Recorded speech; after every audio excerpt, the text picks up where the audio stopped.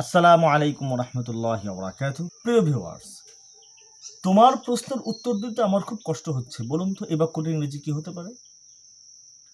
হয়তো বা কেউ পেরেছেন অথবা কেউ পারেননি। এই বাক্যটির ইংরেজি হচ্ছে I am having a hard time answering your question.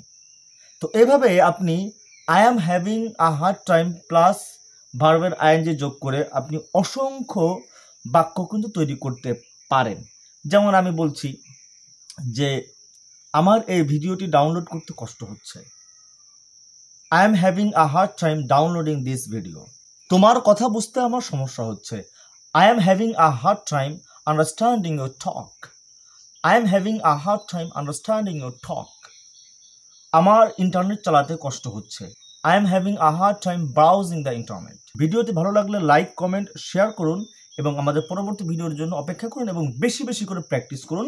I am having a hard time plus ভার্বের আইএনজি যোগে হাজার হাজার বাক্য তৈরি করুন। ততক্ষণ ভালো থাকুন, সুস্থ থাকুন। আসসালামু আলাইকুম রহমতুল্লাহ।